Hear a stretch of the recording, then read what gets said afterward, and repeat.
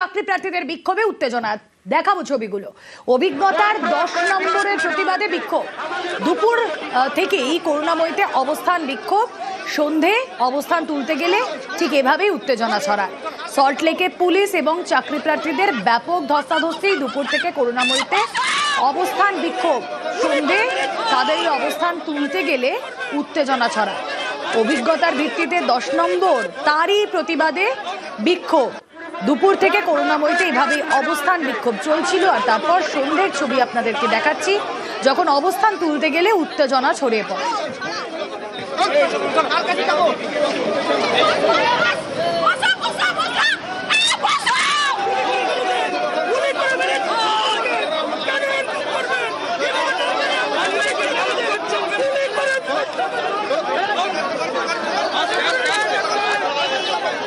সল্টলেকের করুণাময়ীর ছবি দেখছেন আপনারা।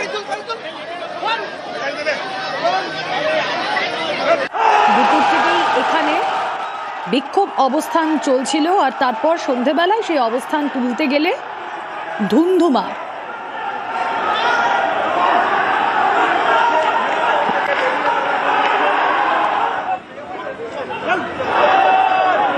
পুলিশের সাথে ঝামেলা, ব্যাপক ঝামেলা, ব্যাপক।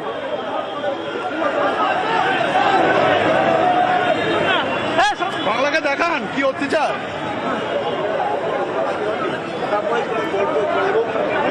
বিকাশ ভবনের সামনে ধুন্ধুমারের ছবি।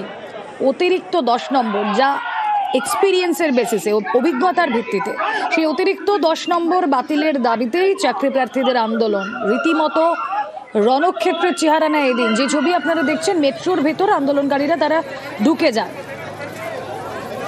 আজ দুপুর থেকেই বিকাশ ভবনের সামনে তারা জড়ো হয়েছিলেন। সন্ধে নামতেই তাদের টেনে হিঁচড়ে সরিয়ে দেয় পুলিশ, আর যখন পুলিশ তাদেরকে সরাতে যায় তখনই এই পরিস্থিতি। বিকাশ ভবনের সামনের রাস্তা ইতিমধ্যেই ফাঁকা করে দেওয়া হয়েছে। সেন্ট্রাল পার্ক মেট্রো স্টেশন, সেখানে আন্দোলনকারীরা পৌঁছে যান, যে ছবি আপনাদেরকে দেখাচ্ছি। স্কুল সার্ভিস কমিশনের একাদশ দ্বাদশ শ্রেণীর যে ইন্টারভিউ, সেখানে ডাক না পেয়ে বিকাশ ভবন অভিযানের ডাক দেন চাকরি প্রার্থীরা। এদিন দুপুর থেকেই করুণাময়ীতে অবস্থানে বসেন তারা, যে ছবি আপনারা দেখছেন সেন্ট্রাল পার্ক মেট্রো স্টেশনের ভেতরে।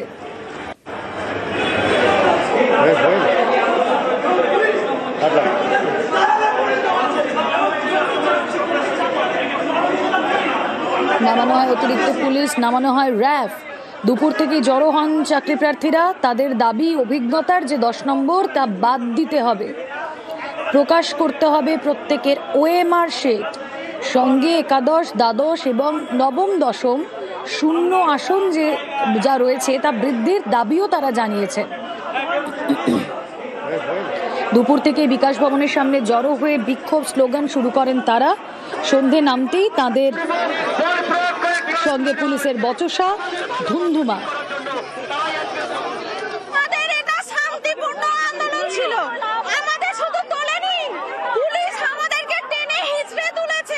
সেইটুকুও পুলিশ করতে দিল না। চোর ডাকাত সব বাইরে ঘুরে বেড়াচ্ছে। আজকে 2012 সাল থেকে বঞ্চনার শিকার আমি। 2012-তে মেরিট লিস্টে নাম থাকা সত্ত্বেও আমাকে চাকরি দেওয়া হয়নি।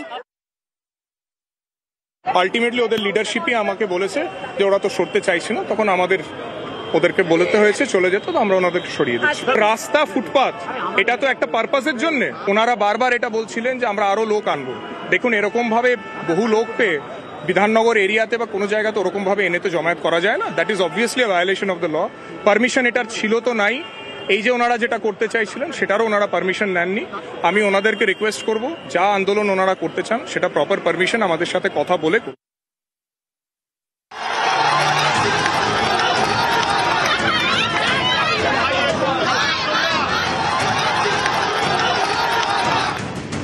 এসএসসির শিক্ষক নিয়োগ প্রক্রিয়া চলছে। 11-12 শিক্ষকের চাকরির জন্য প্রকাশ করা হয়েছে ইন্টারভিউয়ের লিস্ট। তাতে নাম 20,500 জনের। এই লিস্ট নিয়েই আপত্তি নতুন চাকরি প্রার্থীদের একটা বড় অংশের। কারণ যেসব চাকরি প্রার্থীদের স্কুলে পড়ানোর অভিজ্ঞতা রয়েছে তাদের জন্য অতিরিক্ত 10 নম্বর বরাদ্দ করেছে স্কুল সার্ভিস কমিশন। নতুন চাকরি প্রার্থীদের অভিযোগ, এর ফলে তারা অনেক বেশি নম্বর পেয়েও ইন্টারভিউয়ের ডাক পাননি। আমাদের সঙ্গে চরম বৈষম্য করা হয়েছে আমরা 70-70 পেয়েও ফ্রেশাররা চাকরিতে ডাক পাইনি, ইন্টারভিউতেই ডাক পাইনি, চাকরি পাওয়া তো দূরস্থ। এই বৈষম্যের বিরুদ্ধে আমরা লড়াই করছি। এই 10 নম্বর অবিলম্বে বাতিল করতে হবে, ভ্যাকেন্সি বৃদ্ধি করতে হবে এবং যাদেরকে ডাকা হয়েছে ইন্টারভিউয়ের জন্য তাদের ওএমআর জনসমক্ষে আনতে হবে।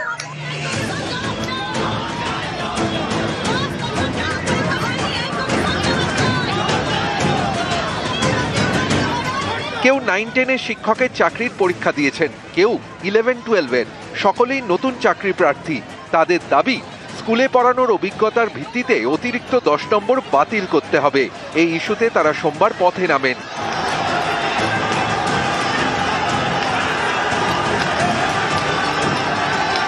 সল্টলেকের করুণাময়ী থেকে শুরু হয় মিছিল। বিকাশ ভবন পৌঁছানোর আগেই আটকে দেয় পুলিশ। তৈরি হয় উত্তেজনা।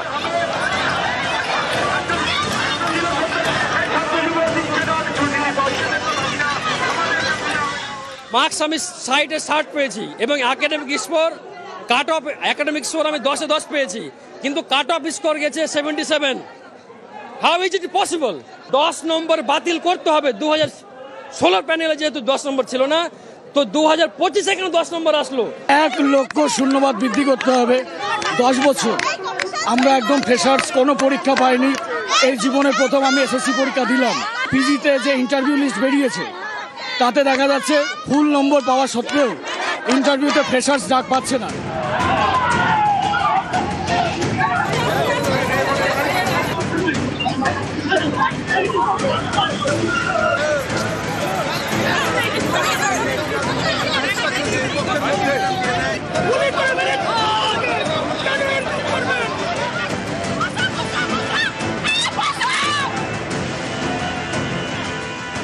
সুপ্রিম কোর্টের নির্দেশে নতুন করে চাকরির নিয়োগ প্রক্রিয়া শুরু করেছে এসএসসি। 11-12 শিক্ষকের চাকরির ইন্টারভিউ লিস্ট প্রকাশ করেছে। এই লিস্ট নিয়ে নানা অভিযোগ। কলকাতা হাইকোর্টে নতুন করে একাধিক মামলা হয়েছে। ইন্টারভিউ লিস্ট চ্যালেঞ্জ করে যে মামলা হয়েছে, সোমবার সেই মামলা শুনানিতে আইনজীবী ফিরদৌস তামিম বলেন, প্রাথমিক শিক্ষক ও মাধ্যমিক স্তরের শিক্ষকদেরও উচ্চ মাধ্যমিক স্তরের শিক্ষকতার জন্য অভিজ্ঞতার ভিত্তিতে নম্বর দেওয়া হয়েছে। 1997 সালে জন্ম হয়েছে এমন পরীক্ষার্থীকেও অভিজ্ঞতার জন্য নম্বর দেওয়া হয়েছে। তখন বিচারপতি অমৃতা সিনহা বলেন, 1997 সালে জন্ম, তাকেও অভিজ্ঞতার জন্য নম্বর, এটা কিভাবে সম্ভব? এক্সপিরিয়েন্স হতে কিন্ডারগার্টেন স্কুলে চাকরি করেছে সেটাও লিখে দিয়েছে। তাদের জন্য তো এসএসসি বলেই দিয়েছে যে তারা ভেরিফিকেশন করবে, সেই জন্য ডাকা হয়েছে। যদি দেখা যায় যে এক্সপিরিয়েন্সের যে ক্যাটেগরি আছে ম্যাচ করছে না, বাদ যাবে। এখন অবধি এসএসসির জ্ঞান মোতাবেক কোনো দাগি প্রার্থীর নাম তালিকায় ওঠেনি। মামলার মতো হোক না।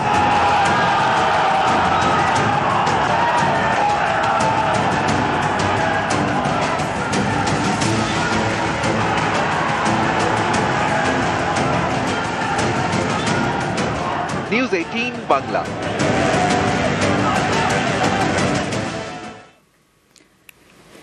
স্কুলে পড়ানোর অভিজ্ঞতা থাকলে মিলবে অতিরিক্ত 10 নম্বর। এসএসসির ইন্টারভিউয়ের লিস্টে অযোগ্য শিক্ষকের নাম। এবার সেই খবর আপনাদেরকে দিই।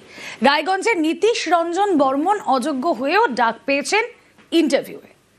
এই অভিযোগে কলকাতা হাইকোর্টে মামলা।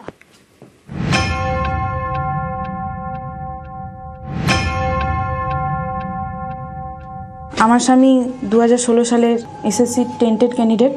সুপ্রিম কোর্টে আমরা সকলেই জানি, সুপ্রিম কোর্ট থেকে অর্ডার হয়েছিল যে যে সমস্ত টেন্টেড ক্যান্ডিডেট আছে তারা কেউ পরীক্ষায় বসতে পারবে না। দেখলাম যে ওনার 11-12 ইন্টারভিউতে ওনার নাম আছে বা ডাক পেয়েছেন উনি। সুপ্রিম কোর্টের নির্দেশ মেনে চলছে নিয়োগ প্রক্রিয়া। 11-12 শিক্ষকের চাকরির জন্য ইন্টারভিউয়ের লিস্ট বের করেছে এসএসসি। সেই লিস্টে নাম 20,500 জনের।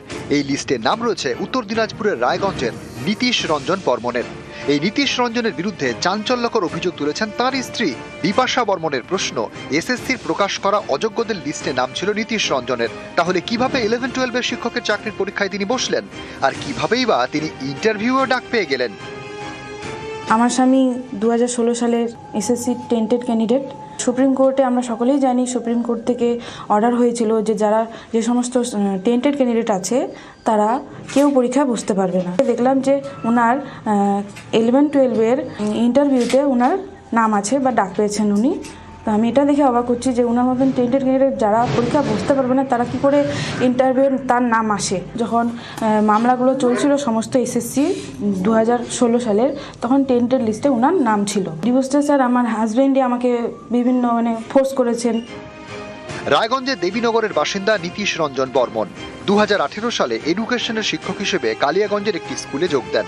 তাঁর স্ত্রী বিপাশা, দুজনের মধ্যে ডিভোর্সের মামলা চলছে। বিপাশা থাকেন রায়গঞ্জেরই বিন্দোলে, আর দেবীনগরে মা বাবার সঙ্গে থাকেন নীতিশ রঞ্জন বর্মন। আমার ছেলে হ্যান্ডিক্যাপ, তো এই নিয়ে পরীক্ষা অ্যাপ্লিকেশন করলো পরীক্ষার জন্য, এডমিট কার্ড পেলো, পরীক্ষা দিল, ভালো রেজাল্ট করলো, যে জন্য ভাইবা ডাক পেয়েছে। যাবে? হ্যাঁ যাবে। এসএসসির অযোগ্য শিক্ষকের তালিকায় নাম, তা সত্ত্বেও ইন্টারভিউয়ে ডাকা হয়েছে কলকাতা হাইকোর্টে। স্পষ্টত সুপ্রিম কোর্টের নির্দেশ যে কোনো টেন্টেড ক্যান্ডিডেটরা পরীক্ষায় বসবে না। পরীক্ষায় তো বসলোই, উল্টে তাদের নাম ইন্টারভিউ লিস্টে রেখে দেওয়া হলো। তারা যে টেন্টেড তালিকা প্রকাশ করলো তারপরে তারা একবারও যাচাই করেনি, ফলে এই লিস্টটা একেবারে স্বচ্ছ নয়, অস্বচ্ছ লিস্ট। শিক্ষামন্ত্রী ব্রাত্য বসু জানিয়েছেন, নীতিশ রঞ্জন বর্মনের নাম এসএসসির অযোগ্য শিক্ষকদের লিস্টে থাকা সত্ত্বেও তিনি পরীক্ষায় বসেন এবং ইন্টারভিউতে ডাক পেয়েছেন। স্কুল সার্ভিস কমিশন জানিয়েছে যে 3রা এপ্রিল সুপ্রিম কোর্ট যে আদেশনামা দেয় সেখানে বিশেষভাবে সক্ষম প্রার্থীদের ক্ষেত্রে কিছুটা ছাড় দেওয়া হয়েছে। যদিও বিষয়টি নিয়ে আইনজীবীদের সঙ্গে পরামর্শ করা হচ্ছে। অযোগ্য হয়েও কেউ যদি সুযোগ পেয়ে যান তাহলে ভেরিফিকেশন করার সময় অবশ্যই তার নাম বাদ দেওয়া হবে। এখন অব্দি এসএসসির জ্ঞান মোতাবেক কোনো দাগি প্রার্থীর নাম তালিকায় ওঠেনি। ফিজিক্যালি হ্যান্ডিক্যাপড, সুপ্রিম কোর্টে একটা নির্দেশ ছিল বসতে পারে, এটা একজনের ক্ষেত্রেই হয়েছে। এসএসসি বলেই দিয়েছে যে তারা ভেরিফিকেশন করবে, সেই জন্য ডাকা হয়েছে। যদি দেখা যায় যে এক্সপিরিয়েন্সের যে ক্যাটেগরি আছে ম্যাচ করছে না, বাদ যাবে। আর ফিজিক্যালি হ্যান্ডিক্যাপড, সেটা লয়ারের সঙ্গে আমরা কথা বলেছি। অ্যাকচুয়ালি ফিজিক্যাল হ্যান্ডিক্যাপড বসতে পারে কি পারে না সেটা সুপ্রিম কোর্টের রায় খতিয়ে দেখা হচ্ছে। সেই মোতাবেক এসএসসির আইনজীবীরা জানাবেন, সেই মোতাবেক সিদ্ধান্ত হবে। ইন্টারভিউয়ের লিস্ট নিয়ে নানা অভিযোগ। কারো অভিযোগ নীতিশের মতো বেশ কয়েকজন অযোগ্যর নাম ইন্টারভিউয়ের লিস্টে রয়েছে। কারো অভিযোগ কম নম্বর পাওয়া সত্ত্বেও ইন্টারভিউ ডাকা হয়েছে। অনেকের আবার দাবি কাট অফ নাম্বার পাওয়া সত্ত্বেও তাদের লিস্টে নাম নেই। নিউজ 18 বাংলা।